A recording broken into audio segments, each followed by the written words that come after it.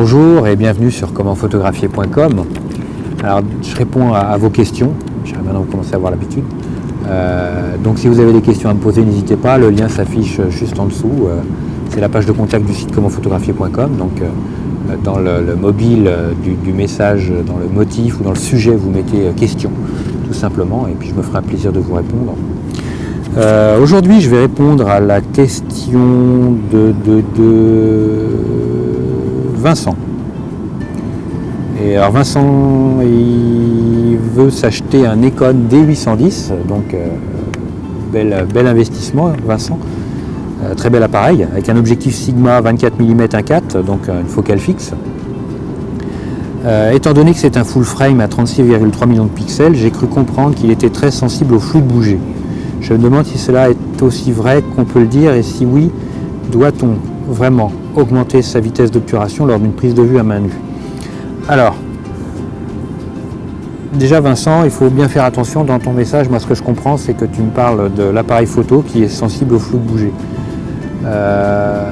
Si ton appareil photo, il sera sensible, tout appareil photo sera sensible au flou de bouger, à part s'il a son capteur stabilisé comme un Sony, une stabilisation dès le capteur. Après, ton Nikon, si ton optique n'est pas stabilisée, tu vas être sensible au flou de bouger comme n'importe quel appareil photo. Donc, si tu as un full frame, un plein format, tu vas être sensible à la profondeur de champ. Plus ton capteur est grand, plus ta profondeur de champ sera petite. Donc là, tu vas être sensible à, je dirais, si tu bouges, à faire sortir ton sujet de la zone de mise au point, la zone de netteté. Mais ça ne sera pas un flou de bouger.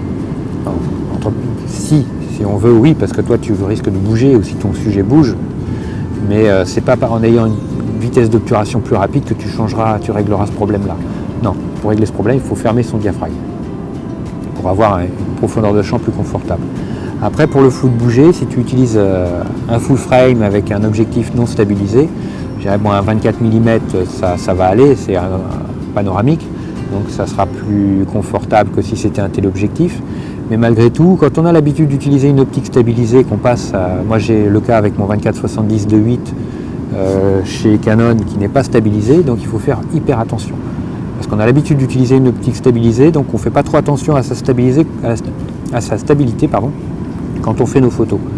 Donc dès qu'on utilise un appareil photo qui n'a pas de capteur stabilisé, qui n'a pas d'optique stabilisée, il faut bien faire attention de rester bien stable.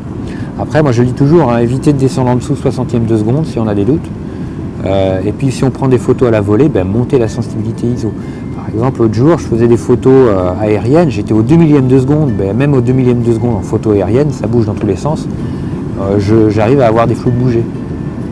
Donc il faut faire très attention, rester stable vous-même, faites bien attention. Donc si vous n'avez aucun système de stabilisation, privilégiez les vitesses d'obturation les plus rapides possibles, je dirais pas en dessous 60e. Et puis vous faites attention, vous, d'être très stable. Parce que le flou de bouger, souvent, il est dû parce que le photographe tremble, bouge, en même temps que faites bien attention à ça. Après, si votre sujet bouge, oui, augmentez naturellement la vitesse d'obturation, c'est obligatoire. Voilà, écoutez, merci à tous. Un petit like, moi ça me fera plaisir. Et puis je vous dis à très bientôt sur commentphotographier.com. Salut!